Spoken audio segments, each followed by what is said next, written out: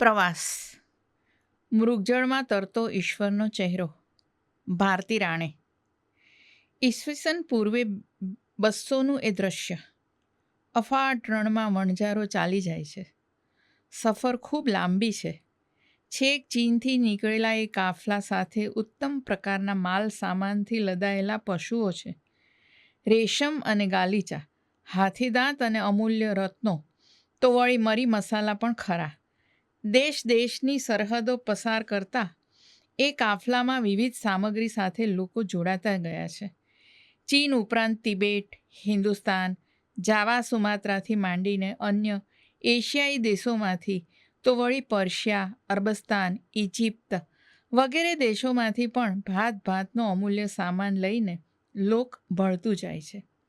આખો એ કાફલો ચાલી નીકળ્યો છે યુરોપના દેશો તરફ. રસ્તે વણજારો જ્યાં પડાવ નાખે છે ત્યાં જ્ઞાનનું ને માલ સામાનનું, સંસ્કૃતિનું, માહિતીનું અરે વાનગીઓનું સુદ્ધા આદાન પ્રદાન થતું રહે છે. ગામો, શહેરો અને વસ્તીઓ વટાવ્યા પછી હિમાલયનો પર્વતીય વિસ્તાર પણ પસાર થઈ ગયો. પછી રણપ્રદેશ શરૂ થઈ ગયો છે. હવે નિર્જન વેરાનમાં ચકલુંય ફરકતું દેખાતું નથી.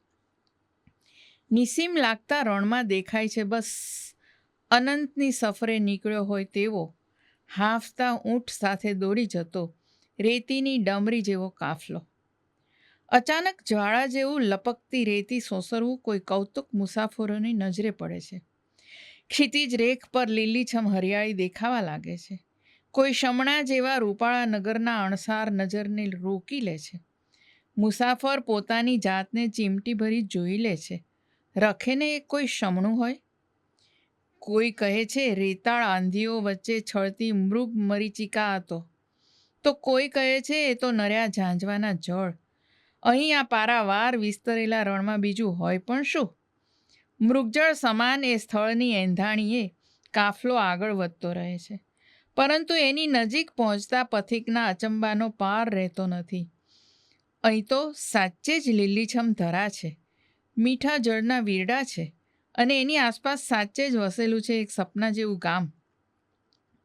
સૌના મોંમાંથી ઉદ્ગાર સડી પડે છે, બુહારો, અર્થાત મૃગજળની માયા. ઝોરાસ્ટ્રીયન ભાષામાં બુહનો અર્થ થાય છે ઈશ્વર અને ઓરોનો અર્થ સૌંદર્ય. ઝોરેસ્ટ્રીયનો માને છે કે ઈશ્વરના ચહેરા જેવું સુંદર હતું એટલે આ ગામ બુહ ઓરો બુખારા કહેવાયું. તાશ્કંદ છોડ્યું ને અમારું હવાઈ જહાજ વિશાળ સરોવર અયદાર ઉપર ઉડવા લાગ્યું. પાણી ઉપર જરાક ઉડ્યા પછી રણપ્રદેશ દેખાવા લાગ્યો. રૂપેરી રેતીનો એક ધારો અમાપ મહાસાગર જાણે. અનંત સુધી વિસ્તરેલા ભાસતા એ રણ ઉપર લાંબો સમય ઉડ્યા પછી અચાનક રેતાળ પ્રદેશની વચ્ચોવચ્ચ લીલોતરીની કોર દેખાય ને એની વચ્ચે ઉપસી આવ્યું એક રૂપકડું ગામ. મનમાં ભજવાતા યુગો પહેલાંની વણઝારોના દ્રશ્યો સાથે વિમાનમાંથી દેખાતું દ્રશ્ય એકાકાર થઈ ગયું અને મન ઉદ્ગારી ઉઠ્યું, બુહારો, બુહારો! અરે આ તો મૃગજળમાં તરતો ઈશ્વરનો ચહેરો. બુખારામાં ફરતા ખ્યાલ આવ્યો કે એના હેરતભર્યા ભૌગોલિક સ્થાન કરતાં પણ એનો ઇતિહાસ વધુ હેરતભર્યો છે. એનાથી પણ હેરતભર્યા છે અહીં થઈ ગયેલા મનુષ્યોનો પુરુષાર્થ અને એમની જ્ઞાન પીપાસા. કોણ કલ્પી શકે કે અફાટ રણ વચ્ચે વસેલા સ્થળ સહસ્રાબ્દીઓ પહેલાં પણ ઇસ્લામિક જગતનું અગત્યનું વિદ્યાધામ હતું. 9મી અને 10મી સદી અહીંનો સુવર્ણકાળ ગણાય છે. એ સમયમાં થઈ ગયેલ રાજવી ઇસ્માઇલ સામાની અહીં અત્યંત પૂજનીય છે, કારણ કે 7મી અને 8મી સદીમાં અહીં ઇસ્લામનું આક્રમણ થયું હતું. તે સમયે અહીં આવી ચડેલા ક્રૂર આરબોએ ઝરથુસ્ટ્રીયન ધર્મ પાળતી આર્ય પ્રજાને સામ, દામ, દંડ, ભેદની નીતિ અપનાવીને ધર્માંતરણ કરવા મજબૂર કરી. હારીને ઇસ્લામ સ્વીકારવા છતાં મનમાં તથા આચરણમાં પોતાના મૂળ સંસ્કાર જાળવી રાખતી આ પ્રજાને 9મી સદીમાં આ રાજા ઇસ્માઇલ સામાનીએ આરબોથી મુક્તિ અપાવી સ્વતંત્ર કરી. કલા, સાહિત્ય તથા વિજ્ઞાનના વિદ્વાનોને રાજ્યાશ્રય આપી એમના જ્ઞાનને સાચવવાનું કામ કર્યું. ક્રૂર હોવા છતાં આરબોમાં પણ ગણિતશાસ્ત્રના તથા ખગોળશાસ્ત્રના વિદ્વાનો હતા. સામાન્યએ એમના પ્રત્યે પણ સદ્ભાવ દાખવ્યો. આમ તે સમયગાળામાં ધર્મનિરપેક્ષ જ્ઞાનનો સુવર્ણકાળ અહીં સર્જાયો. કુરાન પછી બીજા નંબરનો મુખ્ય ઇસ્લામિક ધર્મગ્રંથ હદીથ, કે જેમાં પૈગંબર મોહમ્મદના આદેશો લખેલા છે. તેના સર્જક ઇમામ અલ બુખારી એ સમયમાં અહીં થઈ ગયા.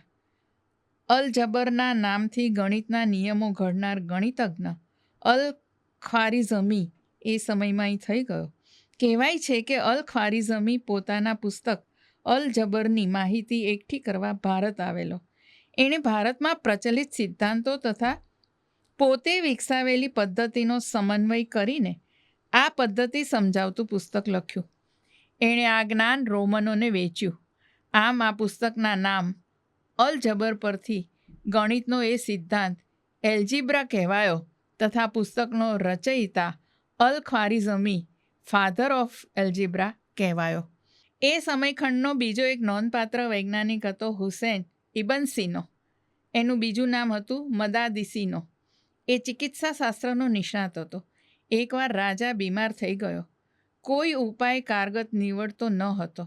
ત્યારે મદાદિસીનોએ આપેલ ઔષધિઓથી રાજા સારો થઈ ગયો. બદલામાં રાજાએ મનગમતું વરદાન માગવા કહ્યું. ઇબન સિનોએ કહ્યું, માત્ર મને રાજ્યની લાઇબ્રેરીનો છૂટથી ઉપયોગ કરવા મળે તેવું ગોઠવી આપો.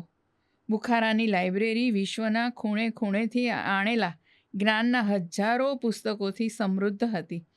મદાદિસીનોએ એ તમામ ઉપાર્જિત જ્ઞાન સાથે પોતાના મૌલિક જ્ઞાનનો સમન્વય કરીને ચિકિત્સા શાસ્ત્રની રચના કરી, જે મદાદિસીનોના નામ પરથી મેડિસન કહેવાયું.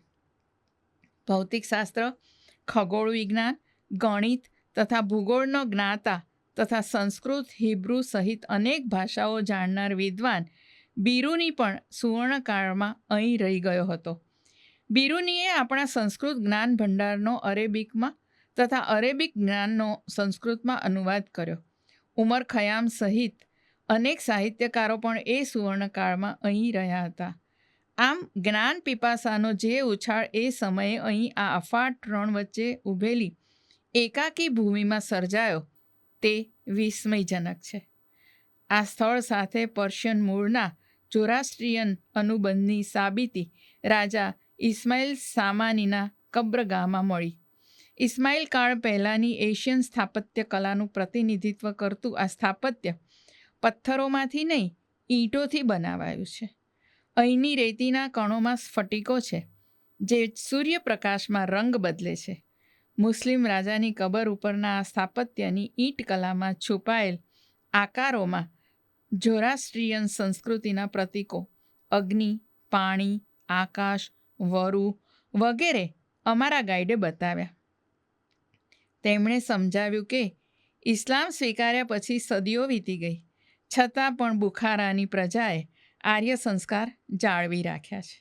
આર્યકુળના આપણે સૌ આપણી સંસ્કૃતિઓ વચ્ચે ઘણી સમાનતા છે.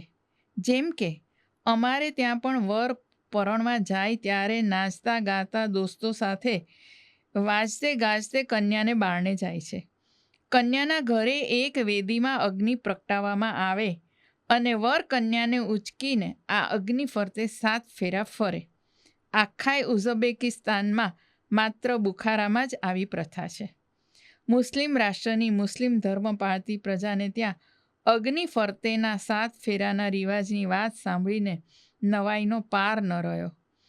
ચકિત કરી દે તેવી હકીકત એ છે કે બુખારાનું એકે એક સ્થાપત્ય પોકારી પોકારીને કહે છે કે આ શહેર આજકાલનું નથી. એ તો વિષમ મરુભૂમિ વચ્ચે સહસ્રાબ્દીઓથી અડીખમ ઊભેલું છે.